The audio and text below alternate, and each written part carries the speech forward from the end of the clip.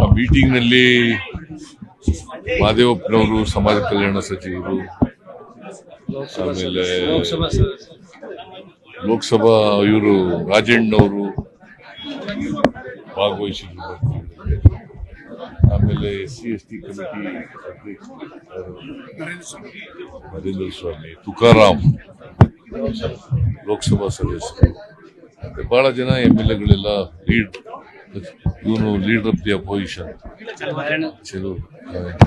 ಚೆಲುವಾದಿ ನಾರಾಯಣ ಎಲ್ಲ MLA ಭಾಗವಹಿಸಿದ್ದಾರೆ. ಅನೇಕ ವಿಚಾರಗಳನ್ನ ಪ್ರಸ್ತಾಪ ಮಾಡಿದ್ದಾರೆ. ಅದಕ್ಕೆ ಬಹಳ ಮುಖ್ಯವಾಗಿ ಕನ್ವಿಕ್ಷನ್ ರೇಟು ಅದು 20ರಲ್ಲಿ 10% ಇತ್ತು, ಈಗ 7% ಬಂತು. ಅದಕ್ಕೆ ಅದನ್ನ ಕನಿಷ್ಠ 10%ಗಿಂತ ಹೆಚ್ಚಿರಬೇಕು, ಅದು ಮಾಡಬೇಕು ಅಂತ ಹೇಳಿದೆ. ಮತ್ತೆ ಅದಕ್ಕೋಸ್ಕರ ಪೊಲೀಸ್ನವರು ಮೀಟಿಂಗ್ ಮಾಡಬೇಕು, ಪ್ರಾಸಿಕ್ಯೂಷನ್ನವರು ಮೀಟಿಂಗ್ ಮಾಡಬೇಕು, ರಿವ್ಯೂ ಮೀಟಿಂಗ್ ಮಾಡಬೇಕು ಅಂತ ಹೇಳಿದ್ದೀನಿ. ಮತ್ತೆ ಡಿಸಿಗಳು 3 ತಿಂಗಳಿಗೆ ಒಂದ್ಸರಿ ಮೀಟಿಂಗ್ ಮಾಡಬೇಕು ಅಂತ ಹೇಳಿ, ತಪ್ಪದೇನೆ 3 ತಿಂಗಳಿಗೆ ಮೀಟಿಂಗ್ ಮಾಡಬೇಕು, ರಿವ್ಯೂ ಮಾಡಬೇಕು. ಎಲ್ಲಿ ಇದಿದ್ದಾವೆ ಅವು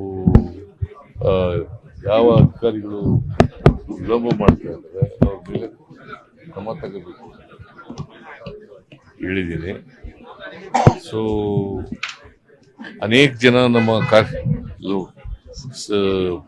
ಇವರು ರಿಸರ್ವೇಶನ್ ಬಗ್ಗೆ ಮತ್ತೆ ಬ್ಯಾಕ್ಲಾಗ್ ಬಗ್ಗೆ ಇವೆಲ್ಲ ಮಾತಾಡಿದ್ದಾರೆ.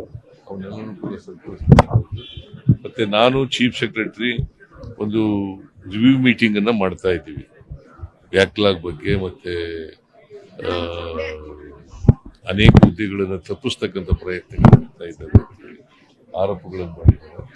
ಅದನ್ನ ಎಲ್ಲ ಯಾವ್ಯಾವ ಇಲಾಖೆಯಲ್ಲಿ ಬ್ಯಾಕ್ಲಾಗ್ ಹುದ್ದೆಗಳಿದ್ದಾವೆ ಅದನ್ನೆಲ್ಲ ನೋಡಿ ಮಾಡ್ತಕ್ಕಂಥದ್ದು. ಮತ್ತೆ ರಿಸರ್ವೇಶನ್ ಇನ್ ಪ್ರಮೋಷನ್ ಅವ್ರ ಬಗ್ಗೆ ಕೂಡ ಮಾತಾಡ್ತಾರೆ. ಸರ್ ಇಡಿಯವರು ಸಮನ್ಸ್ಗೆ ನೋಟಿಸ್ಗೆ ಇಡಿ ಸಮನ್ಸ್ಗೆ ಹೈಕೋರ್ಟ್ ಹಾಲೆ ಜಂಪಾಗ್ಬಿಟ್ಟಿಲ್ಲ, ನೀನು ಹಾಲೆ ಜಂಪಾಗ್ಬಿಟ್ಟಿಲ್ಲ ಬೇರೆ ಕಡೆಗೆ ನಿಲ್ಲಿಸಿದ್ರಲ್ಲ, ಅದಕ್ಕೆ ಅಲ್ಲ ಆಯ್ತಪ್ಪ, ನಿಲ್ಲಿಸಿದ್ರೆ ಇದನ್ನ ಕೇಳ್ಬೇಕು ನೀನು. ಏನಂತ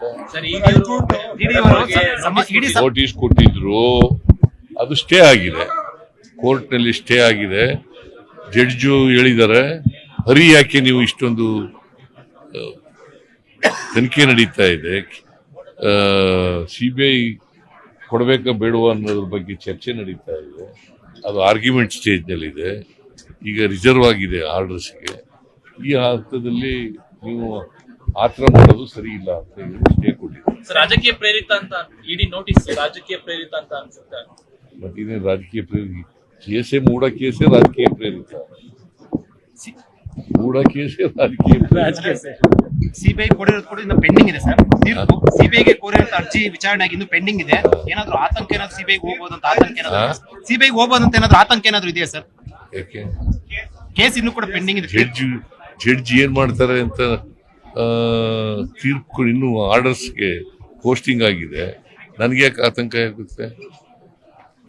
ನಮಗೆ ನ್ಯಾಯ ಸಿಗುತ್ತೆ ಅಂತ ಭರವಸೆ. ಮಲ್ಲಿಕಾರ್ಜುನ್ ಖರ್ಗೆ ಅವರು ಕುಂಭಮೇಳದಲ್ಲಿ ಮಿಂದೆದ್ರೆ ಬಡತನ ಹೋಗಲ್ಲ ಅಂತ ಹೇಳಿದ್ರೆ, ಮಲ್ಲಿಕಾರ್ಜುನ್ ಖರ್ಗೆ ಅವರು ಕುಂಭಮೇಳದಲ್ಲಿ ಸ್ನಾನ ಮಾಡಿದ್ರೆ ಬಡತನ ಹೋಗೋದಿಲ್ಲ. ಅವ್ರನ್ನೇ ಕೇಳಿ, ಖರ್ಗೆ ಅವ್ರನ್ನೇ ಕೇಳಿಯಪ್ಪ. ನನ್ನ ಅಭಿಪ್ರಾಯನೂ ಕೂಡ ನಾವು ಸಂಪ್ರದಾಯ ಇದು ಅಷ್ಟೇ. ಕುಂಭಮೇಳದಲ್ಲಿ ಸ್ನಾನ ಮಾಡೋದು, ಗಂಗೆನಲ್ಲಿ ಸ್ನಾನ ಮಾಡಿದ್ರೆ ಪಾಪ ಪರಿಹಾರಗಳಾಗ್ತವೆ ಅಂತ ಇದಿದೆ. ಈಗ ನಾವೆಲ್ಲ ಬಸವಣ್ಣನವ್ರ ಫಾಲೋಯರ್ಸ್. ಪಾಪ